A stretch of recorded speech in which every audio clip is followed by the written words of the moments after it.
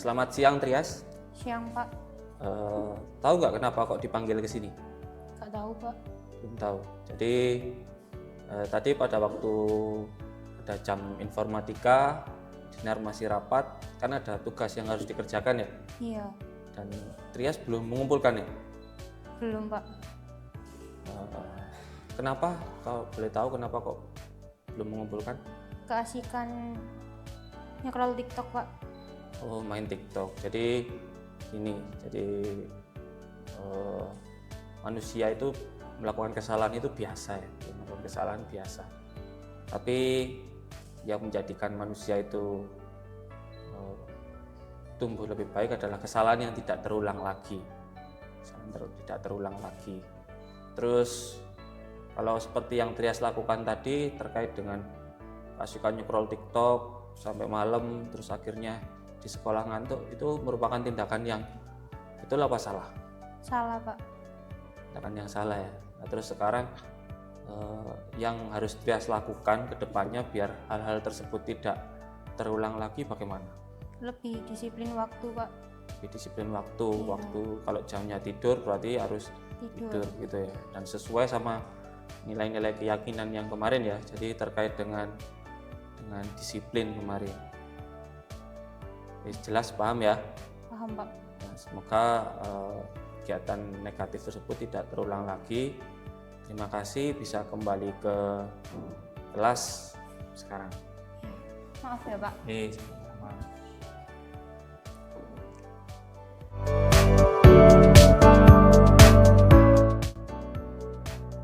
Perkenalkan, nama saya Tria Siti Fatima dari kelas 11-7.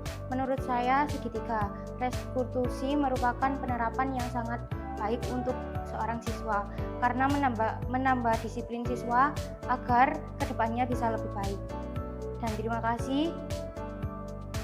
Wassalamualaikum warahmatullahi wabarakatuh.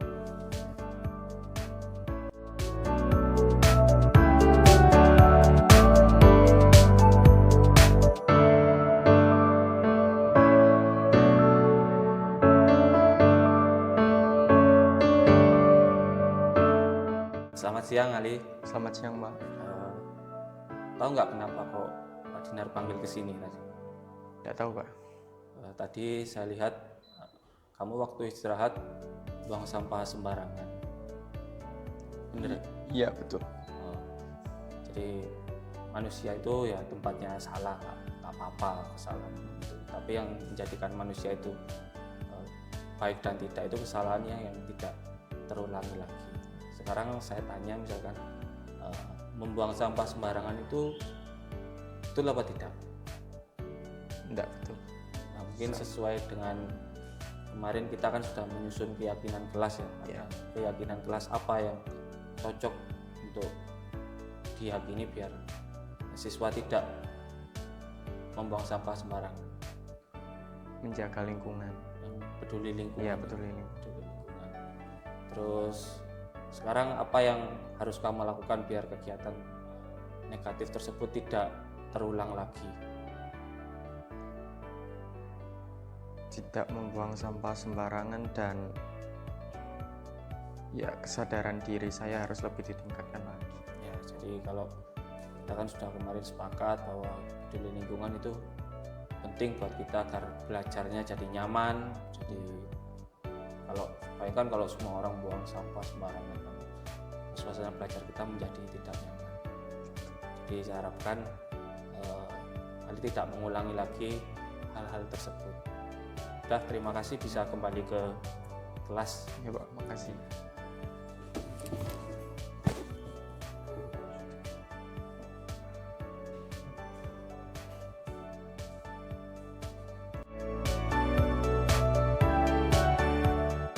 Perkenalkan, nama saya Aliuddin Muhammad dari kelas 11-7.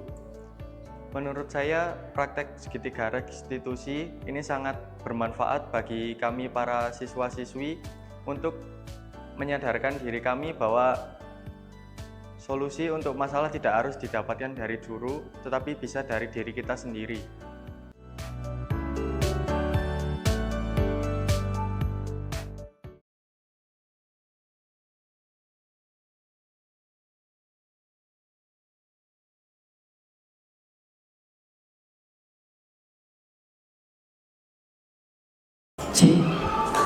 Assalamualaikum warahmatullahi wabarakatuh. Izinkan pagi ini saya berpantun. Kalau saya berpantun, Anda bilang? Baik, terima kasih. Pergi ke pasar membeli obat. Singgah sebentar di rumah Kak Anya. Yang menjawab salam saya dengan semangat. Saya doakan semoga lancar rezekinya. Assalamualaikum warahmatullahi wabarakatuh.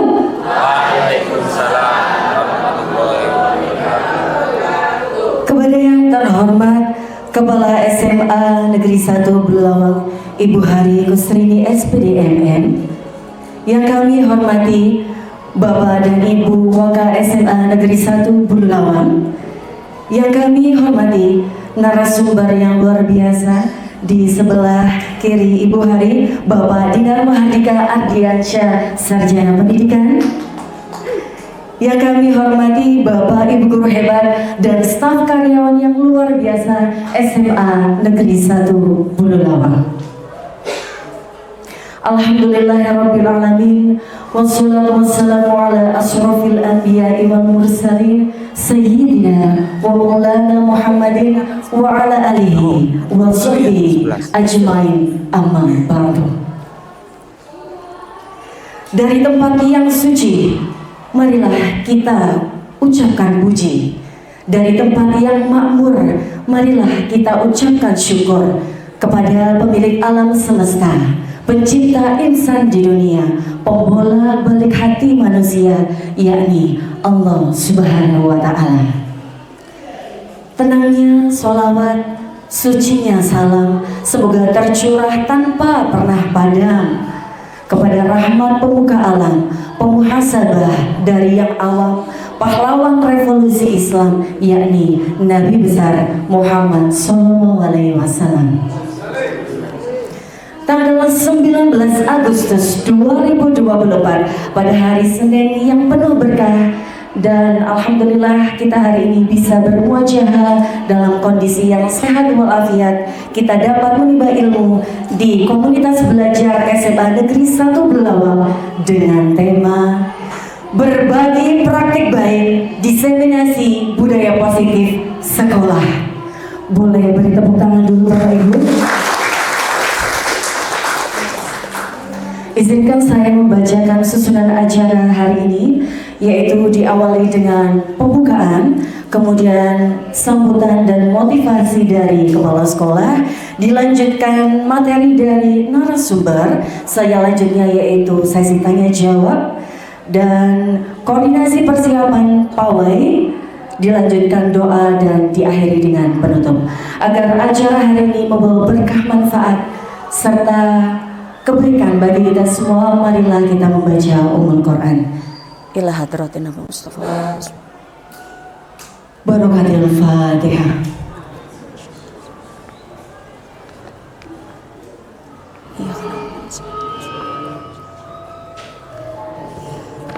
Amin, amin, amin ya rabbal alamin.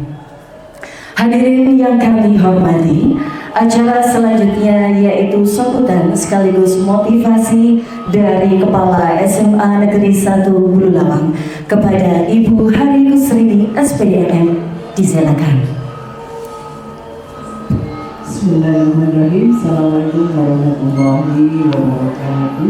Waalaikumsalam warahmatullahi wabarakatuh. Selamat pagi Bapak Ibu sekalian yang saya hormati, seluruh Bapak Ibu guru, tenaga pendidik SMA Negeri 1 Bulelawang. Alhamdulillahirabbil alamin, tetap kita berucap syukur kehadirat Allah Subhanahu wa taala. Kita masih diberi kesehatan, keberkahan dan kenikmatan. Sholawat dan salam kita curahkan kepada junjungan kita Nabi besar Muhammad Sallallahu Alaihi Wasallam. Bapak Ibu yang berbahagia pagi ini, alhamdulillah kita akan mendapatkan ilmu dari calon guru penggerak kita. Salah satu calon guru penggerak angkatan 11 yaitu Bapak Dinar Mahardika Ardiansyah SPD. Bapak Ibu, untuk di CDP memang ada sedikit perubahan yang semakin baik dari mulai angkatan pertama sampai di angkatan 11. Jadi kenapa? Karena memang CDP adalah calon-calon pemimpin pembelajaran di satuan pendidikan di seluruh Indonesia ya.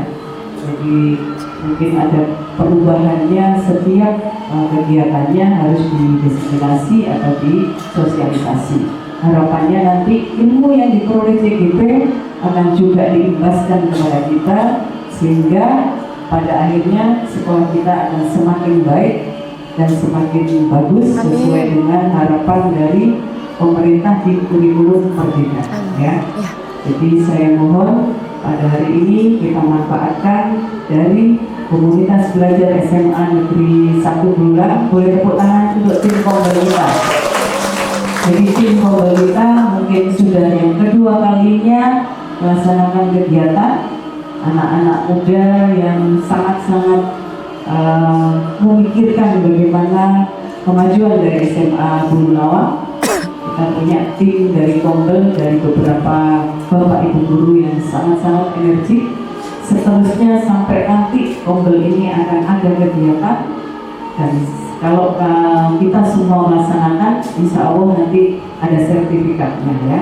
Untuk kegiatan kali ini kita tidak laksanakan secara daring, tetapi kita laksanakan secara luring di dalam ruang guru kali ini. Kepada Pak Dinar, saya ucapkan terima kasih, terus belajar dan belajar dan belajar. Terima kasih, mungkin kalau ada kurangnya saya mohon maaf, supaya nanti kita lebih panjang bagaimana kita diskusi. Saya akhiri dari sambutan saya dan motivasi saya pagi ini. Tetap semangat ya Bapak Ibu Guru. Ya, saya coba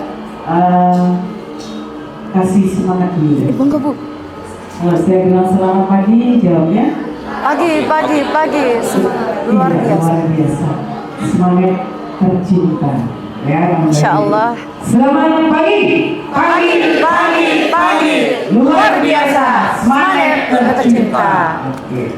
Terima kasih. Assalamualaikum warahmatullahi wabarakatuh. Waalaikumsalam warahmatullahi wabarakatuh. Terima kasih kami sampaikan kepada Ibu Hari Kusrini SPDMM atas sambutan dan motivasi yang sudah diberikan. Hadirin yang kami hormati, acara selanjutnya yaitu pemateri, yaitu berbagi praktik baik diseminasi budaya positif sekolah.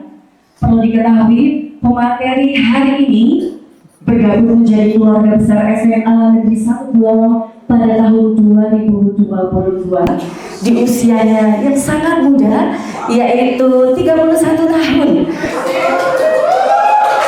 Beliau terdaftar menjadi calon guru penggerak angkatan 11. Bukan hanya itu, di Semanep beliau juga menjadi staf kurikulum dan koordinator di bidang.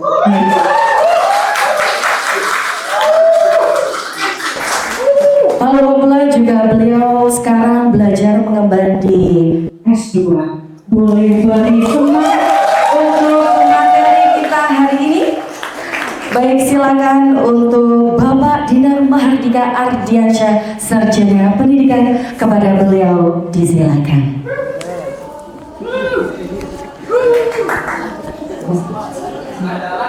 Terima kasih, selamat pagi, assalamualaikum warahmatullahi wabarakatuh. Waalaikumsalam warahmatullahi wabarakatuh. Yang terhormat Ibu Kepala SMA Negeri 1 Bulawang, Ibu Hari Kusrini SPDMM.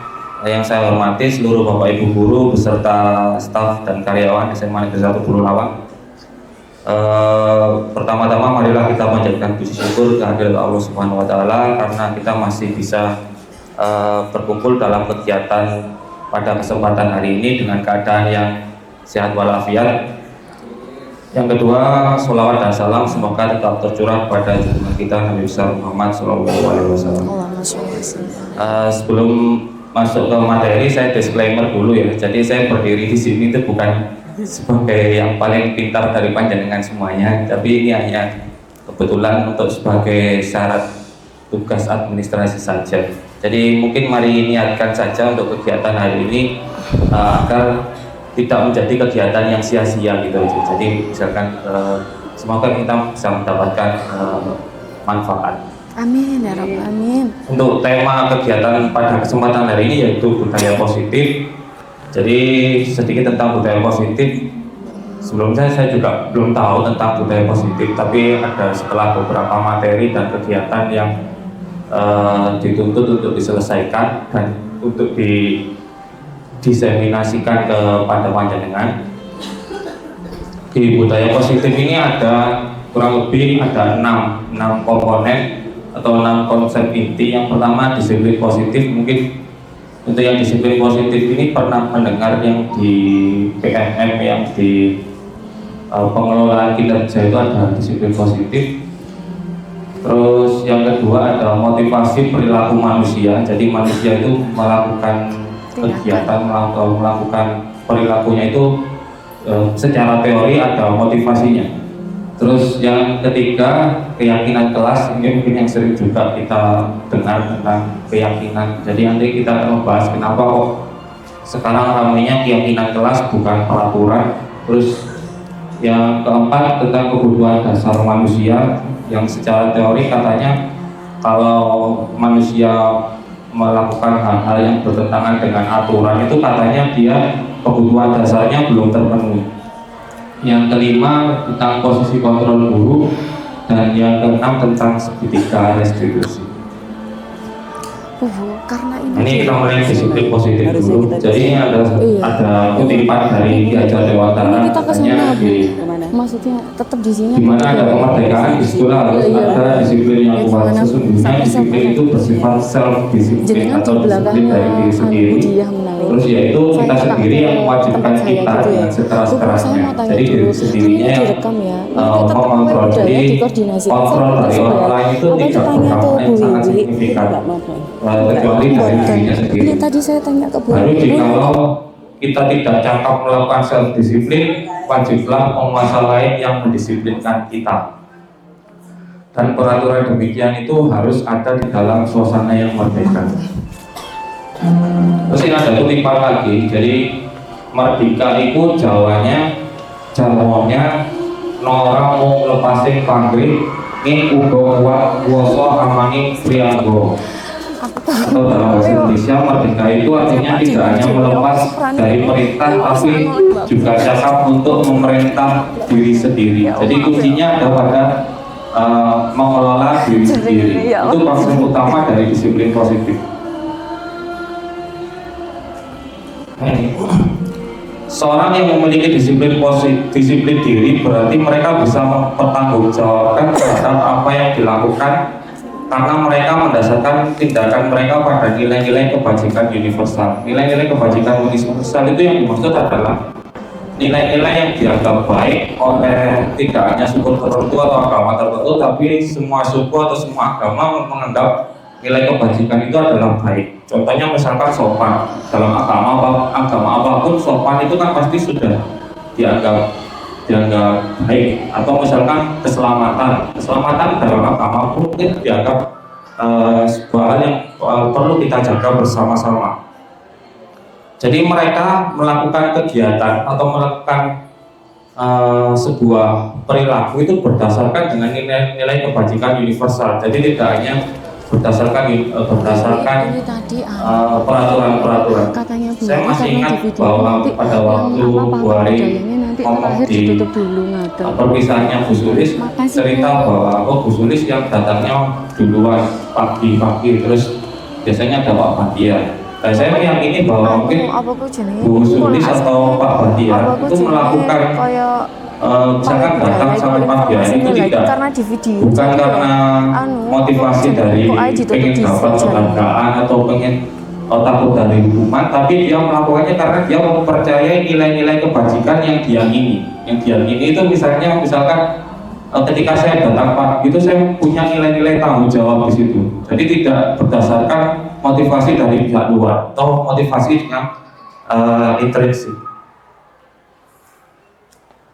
Nah, ini disiplin diri membuat murid menyadari berdasarkan motivasi internal, bukan paksaan, pujian atau hukuman. Jadi di konsep disiplin positif ini kita mungkin diajak mulai bergeser untuk mengajak murid itu melakukan sesuatu berdasarkan motivasi intrinsiknya. Jadi tidak mungkin berdasarkan hukuman yang akan kita berikan atau mungkin pujian yang akan kita berikan atau mungkin hadiah yang akan kita berikan.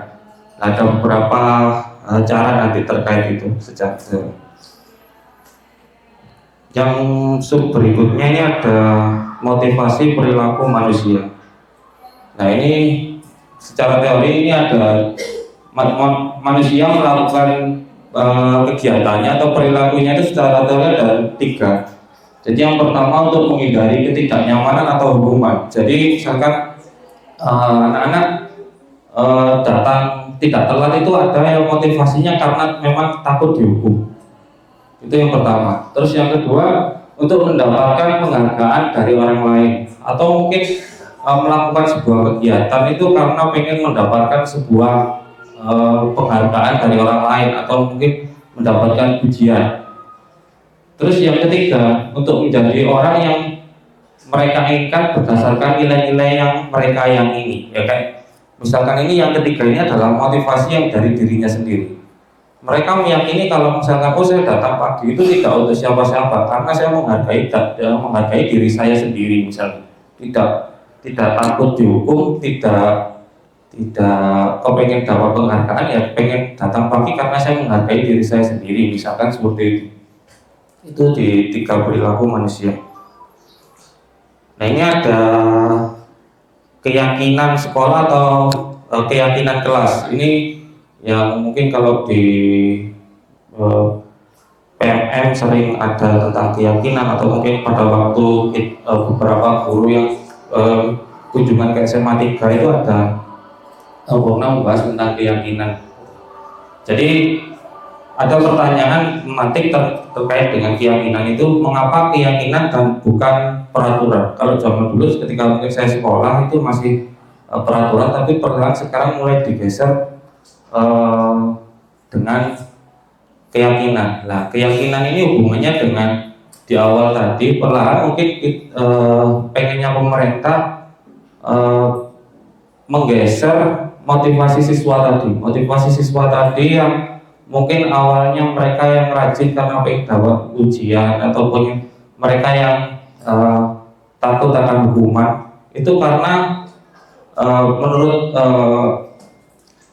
sumber bacaan itu efek yang ditimbulkan dari motivasi eksternal itu katanya sifatnya tidak lama, tapi ketika mereka melakukannya berdasarkan efek internal atau motivasi intrinsik itu efeknya bisa sampai jangka panjang, katanya seperti itu. Nah,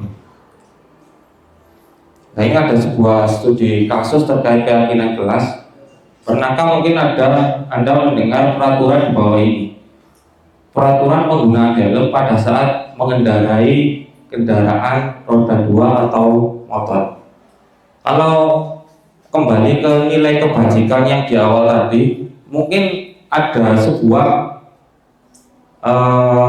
maksud dari peraturan tersebut. Maksudnya mungkin kira-kira apa? Keamanan, keselamatan gitu. Nah, itu mungkin yaitu yang dimaksud dengan nilai kebajikan tadi. Mungkin menganggap memakai helm. Kalau mungkin seusia kita karena sudah kemampuan berpikirnya sudah bagus, itu menganggap memakai helm memang katanya hanya untuk keamanan. Kita kan memakai helm walaupun nggak ada polisi, kita kan memakai helm. Tapi untuk mungkin anak-anak yang masih belum sadar nilai-nilai kebajikan yang muncul, kenapa ada peraturan memakai helm? Mungkin memakai helmnya karena kepingin takut kalau ada polisi saja, karena takut ada hukuman. Terus yang kedua tentang peraturan memakai masker dan mencuci tangan setiap saat pada saat COVID. Nah, mungkin itu ada maksudnya. Itu ada maksudnya. Ya, mungkin maksudnya adalah pada saat itu adalah untuk menjaga protokol kesehatan atau kesehatan. Menjaga kesehatan, saya yakin itu merupakan nilai-nilai universal di suku apapun, di agama manapun, mungkin itu menjadi sebuah nilai yang diyakini. Jadi mungkin peraturannya wajib memakai masker, tapi nilai-nilai kebajikan yang muncul itu adalah menjaga kesehatan pada saat COVID. Nah, nanti kalau misalkan seseorang tersebut sudah meyakini bahwa menjaga kesehatan pada saat COVID ini penting, memakai maskernya tidak hanya pada saat ada mungkin operasi protokol kesehatan, tapi memang benar-benar memakai masker karena itu munculnya dari motivasi internal. Nah, ini ada beberapa nilai-nilai kebajikan contohnya. Kalau di profil pelajar Pancasila ada 6 ini. Mandiri, bernalar kritis, berkebinekaan global, gotong royong, kreatif. Terus ada nilai-nilai kebajikan yang lain.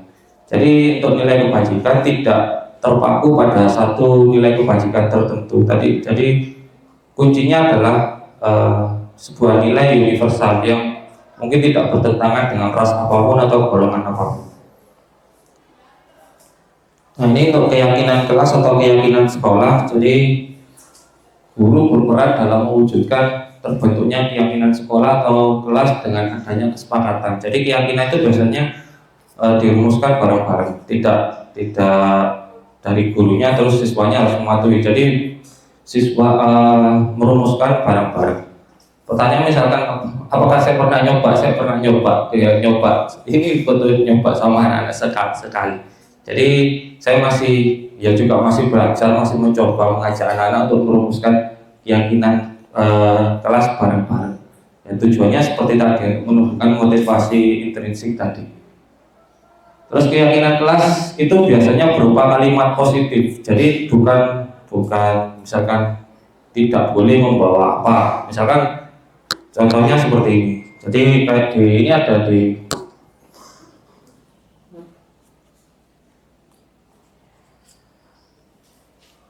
yang sebelah kanan misalkan, ini kami akan aktif mengikuti pembelajaran dengan semangat dan percaya diri.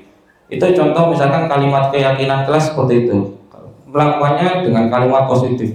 Kalau dibuat peraturan mungkin yang bertentangan dengan itu. Misalkan tidak boleh tidur pada saat pelajaran, misalkan kurang lebih seperti itu. Dan akan banyak. Misalkan tidak boleh menggunakan misalkan di yang terakhir itu, kami akan fokus menggunakan gawai untuk keperluan pembelajaran. Jadi dia lebih biasanya bersifat umum berdasarkan nilai-nilai kebajikan tadi. Kayak misalkan di poin pertama, kami akan menjaga ketertiban kelas dan mematuhi tata tertib sekolah dengan penuh tanggung jawab. Jadi ada nilai kebajikan tanggung jawab di situ. Kami akan aktif mengikuti pembelajaran dengan semangat dan percaya diri. Nah, ini biasanya merumuskannya seperti ini. Ini tidak ujung-ujung membuat kalimat seperti itu. Jadi mungkin karena siswa terbiasa dengan peraturan, biasanya ada kalimat pemantik seperti ini. Ini biasanya wali kelas membuat pertanyaan pemantik, suasana kelas seperti apa yang kalian harapkan. Semuanya ngisi. Kadang anak-anaknya jawabannya lucu, yang pulpen tidak hilang, Pak. Yang mungkin yang wangi misalkan, ada jawabannya macam-macam. Nah, mungkin dari peraturan tersebut kita rubah menjadi kalimat positif, dirubah menjadi kalimat positif, dan kita mengambil nilai kebajikannya tadi. Nilai kebajikannya contohnya misalkan ada untuk anak-anak misalkan semuanya harus piket peraturannya. Nah, mungkin nilai kebajikannya tadi apa? Ada peduli lingkungan atau mungkin tanggung jawab, diambil dulu dia peduli. Nanti kalau ada yang sama misalkan tidak membuang sampah di kelas, itu mungkin sama nilai kebajikannya dengan semua harus piket. Jadi mungkin di nilai kebajikannya tetap satu aja. Nanti mungkin pada saat merumuskan kalimatnya itu, kami meyakini akan menjaga kebersihan di kelas misalnya. Itu mungkin secara teorinya di keyakinan kelas itu sudah mencakup untuk peraturan kelas yang terkait dengan peraturan kelas yang terkait dengan piket tadi, terus membuang sampah sembarangan. Terus mungkin misalkan terkait bolpen yang hilang tadi, saya nggak pengen ada bolpen yang hilang. Nilai kebajikannya apa misalkan? Misalkan kejujuran atau saling menghargai. saling menghargai misalkan, itu misalkan bolpennya tidak hilang misalkan peraturannya, atau tidak membuli nilai kebajikannya apa? Saling menghargai. Terus misalkan dari penulisannya di keyakinan kelasnya, kami meyakini misalkan akan menjaga soliditas dan saling menghargai terhadap semua warga kelas misalkan, kurang lebih seperti itu. Ya, karena dia kuncinya biasanya dia bersifat menggunakan kalimat positif dan juga ada nilai-nilai kebajikan universal tadi.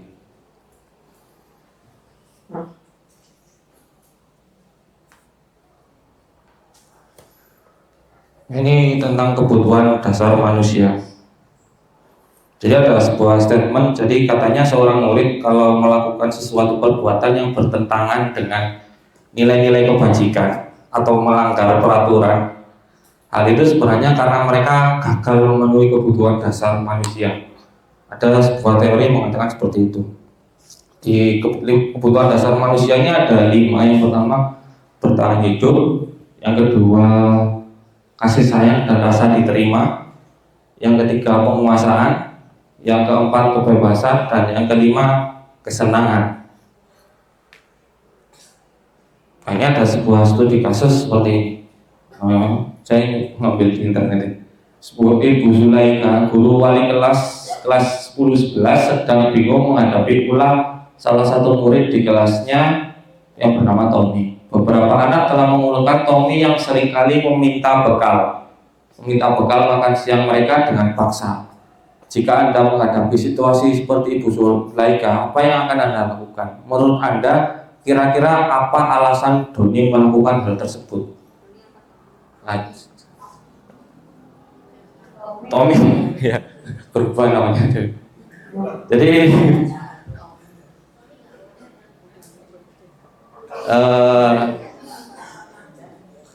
apa mah?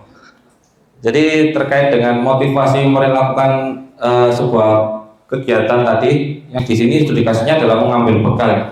Yang pertama dilakukan adalah mencari alasannya. Nah, alasan itu biasanya dikaitkan dengan 5 kebutuhan dasar manusia tadi yang ini. Nah, contoh misalkan alasan Tommy yang pertama, karena ia lapar. Ya karena tidak ada yang membawakan bekal. Maka dia kebutuhan dasar yang sedang tidak bisa terpenuhi adalah bertahan hidup. Jadi karena dia mungkin alasannya lapar seperti itu. Terus yang kedua, karena dia merasa senang ketika temannya jadi memperhatikan dia. Ketika temannya melaporkan tindakan itu pada gurunya dan gurunya memberitahu orang tuanya, sehingga orang tuanya jadi memperhatikan dia. Maka kebutuhan dasarnya adalah kasih sayang dan rasa diterima.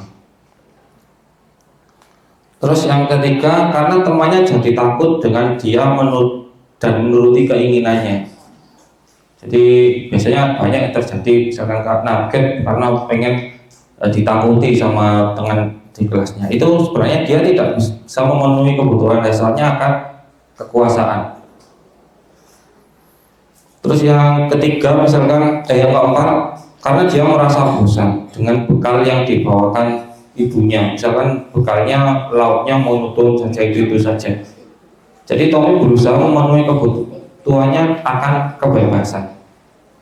Itu yang keempat. Yang kelima, karena yang melakukan dengan iseng aja guys. Jadi melihat mungkin teman-temannya dimintai bekalnya, mungkin yang takut atau apa, dia menganggapnya itu lucu. Dan sebenarnya Tommy tidak bisa memenuhi kebutuhannya akan kesenangan. Jadi terkait itu ada sebuah teori yang mengatakan bahwa ketika murid melanggar nilai-nilai kebajikan universal itu katanya mereka sedang tidak bisa memenuhi 5 kebutuhan dasar. Nah, ini terkait dengan posisi kontrol guru. Terkait dengan posisi kontrol guru ada 5, yaitu yang pertama guru sebagai penghukum, yang kedua guru sebagai pembuat rasa bersalah, yang ketiga guru sebagai teman, yang keempat guru sebagai pemantau, dan yang kelima guru sebagai manajer. Nah, mungkin yang pertama Ini ada 5 posisi kontrol guru. Jadi kolom yang sebelah kiri sendiri itu guru sebagai penghukum. Biasanya nadanya tinggi kalau ngomong yang sebagai penghukum. Terus yang ke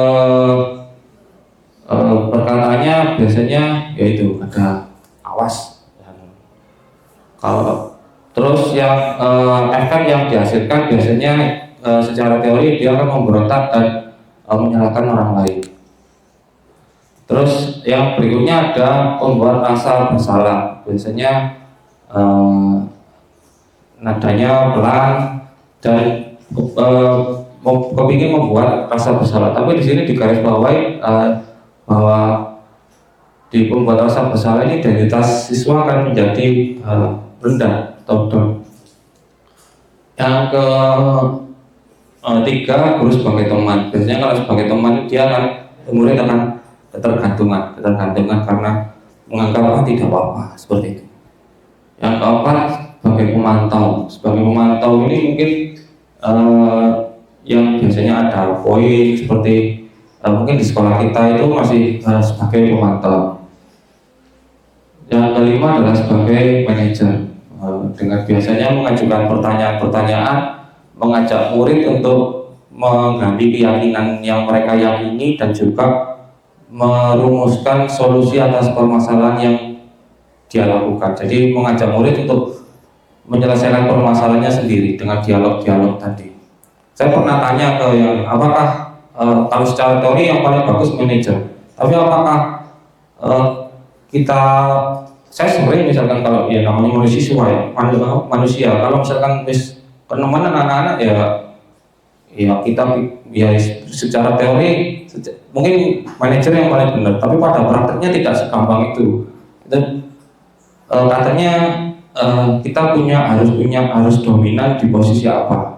Nah, minimal idealnya itu dominannya di posisi pemantau dan syukur-syukur di manajer. Tapi kalau sesekali terkait mungkin ya berkaitan dengan siswa itu kan yang psikologis berubah-ubah terus tergantung siswa yang kita hadapi, itu katanya yang tidak masalah, manusiawi.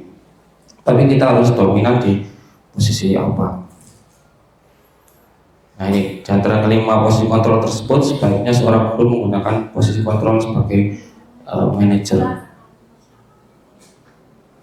Nah, sebagai manajer guru dapat berbuat sesuatu bersama murid, mempersilahkan murid bertanggung jawab dan mendukung murid agar menemukan solusi. Jadi murid diajak untuk menemukan solusinya sendiri.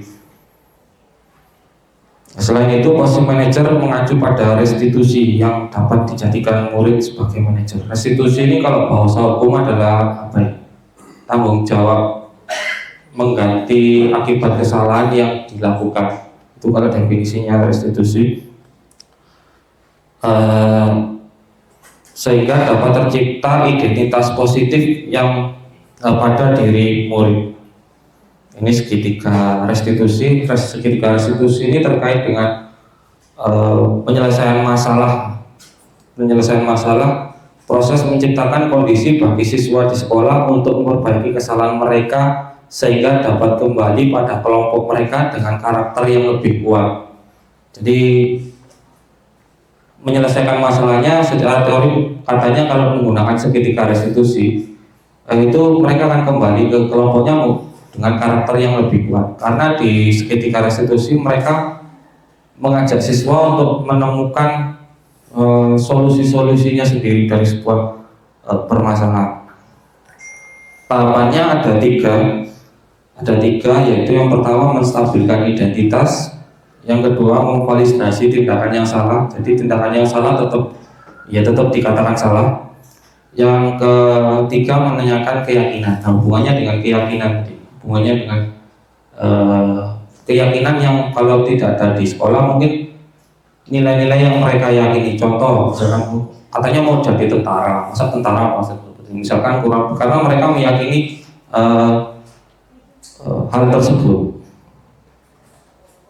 Ini contohnya misalkan menstabilkan identitas dilakukan berdasarkan prinsip bahwa membuat kesalahan itu bagian dari proses pembelajaran. Jadi manusia itu semuanya pernah salah pasti itu, yang nantinya akan menggeser identitas gagal ke arah identitas sukses. Jadi yang pertama mungkin biasanya dia diberikan statement ini berbuat salah itu manusiawi. Tapi kalau kesalahan yang berulang-ulang itu yang menjadikan manusia itu yang tidak baik, kesalahan yang terus diulang, atau tidak ada manusia yang sempurna. Biasanya kalau menstabilkan identitas seperti itu. Atau kita pasti bisa menyelesaikan permasalahan ini. Terus Bapak atau Ibu tidak tertarik mencari tahu siapa yang benar dan siapa yang salah. Jadi siswanya kita ajak untuk menyelesaikan masalah. Lebih tertarik untuk menyelesaikan permasalahan daripada mencari tahu siapa yang benar dan yang salah.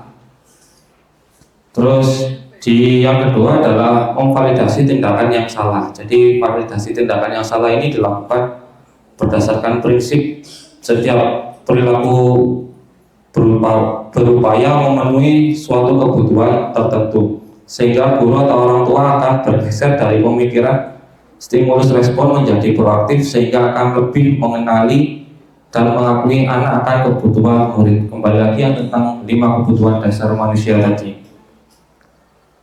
Nah, ini validasi tindakan yang salah biasanya ditanyai, kamu pasti punya alasan mengapa melakukannya. Jadi mereka sendiri yang diajak untuk ini benar apa salah. Jadi ditanyai, bukan kita yang ngomong kamu salah. Tapi diajak untuk alasannya apa melakukan seperti itu.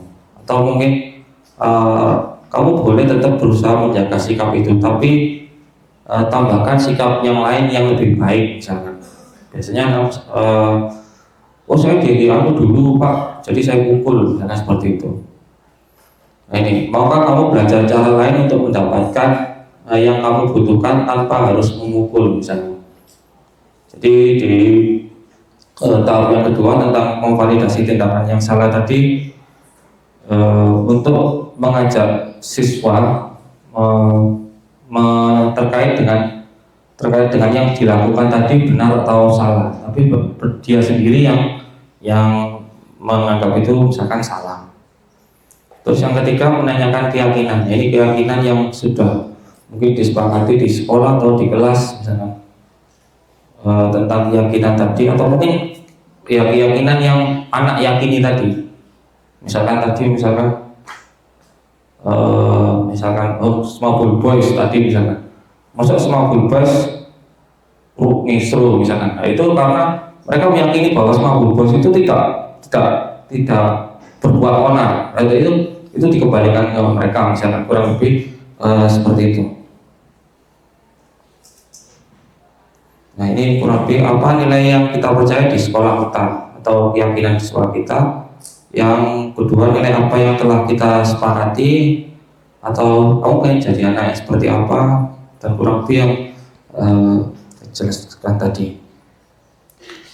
Jadi terkait dengan budaya positif tadi ada 6 komponen tadi. Kembali lagi ada disiplin positif terkait dengan disiplin yang self disiplin dari diri sendiri, terus terkait motivasi melakukan perbuatan dari manusia yang idealnya adalah muncul dari diri sendiri, bukan dari orang lain atau hukuman atau hadiah. Yang ketiga, keyakinan atau nilai-nilai yang diyakini secara universal di sekolah kita atau di kelas, atau nilai-nilai kebaikan yang lain. Yang keempat, kebutuhan dasar manusia yang ada 5 tadi. Terus tentang posisi kontrol guru yang idealnya adalah manajer, idealnya adalah manajer. Yang kelima adalah segitiga restitusi tentang menyelesaikan permasalahan di anak. Mungkin itu saja yang bisa saya sampaikan. Terima kasih, mohon maaf bila ada salah kata. Saya kembalikan ke moderator. Wassalamualaikum warahmatullahi wabarakatuh.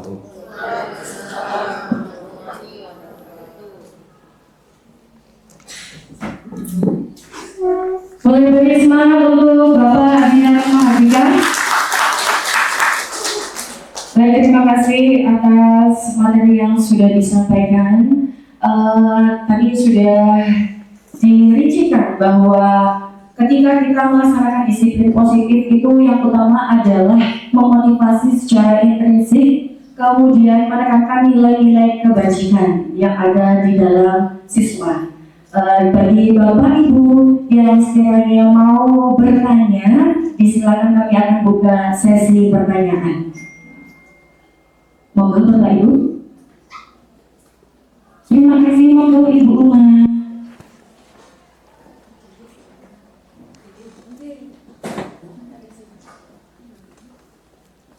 Terima kasih. Saya ingin bertanya, tapi pemaparannya luar biasa, bagus sekali. Banyak hal-hal baru yang diketahui. Yang ingin saya tanyakan, ini berkaitan dengan PMM. Kalau di PMM itu ada kesepakatan kelas. Tadi dipaparkan ada keyakinan kelas. Nah, ini mohon dijelaskan perbedaan antara kesepakatan kelas dan keyakinan kelas. Terima kasih. Terima kasih Ibu Ma, boleh beri tepuk tangan untuk Ibu Ma. Bapak bisa dijawab pertanyaan Bu Ma. Oke, terima kasih Bu Ma untuk pertanyaannya. Izin menjawab Bu Ma, kalau misalkan ada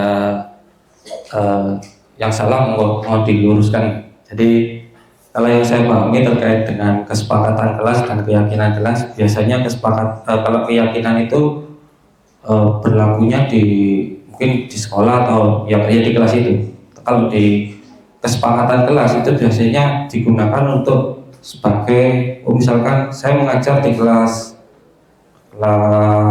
lain yang saya bukan wali kelasnya, misalkan 11-8 misalkan.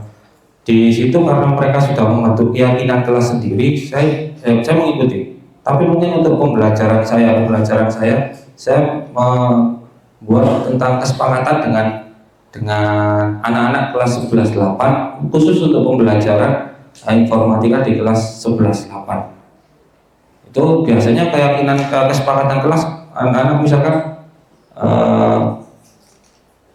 kalau kayak kesepakatan kelas itu lebih mirip dengan peraturan, tapi dia tetap menggunakan kalimat positif. Biasanya kesepakatannya datang bersih, pulang bersih, misalkan seperti itu. Atau mungkin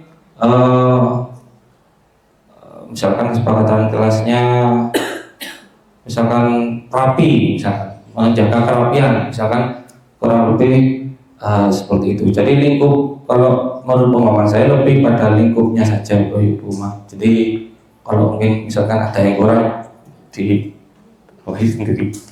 Terima kasih. Terima kasih bagaimana Ibu Ma.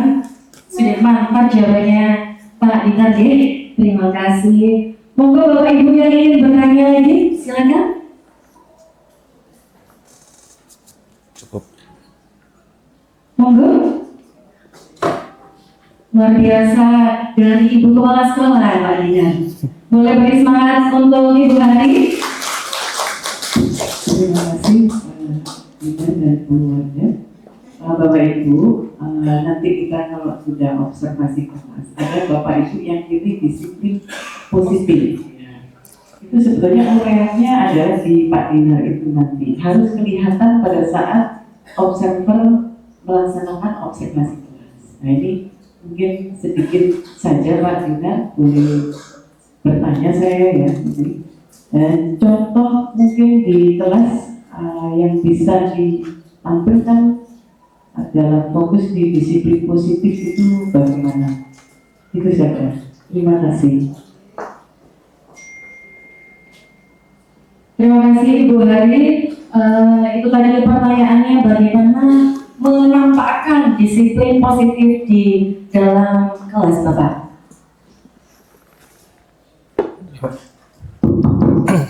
Terima kasih. Mungkin terkait dengan menumbuhkan motivasi intrinsik tadi Bu ya. Jadi yang pertama memang idealnya adalah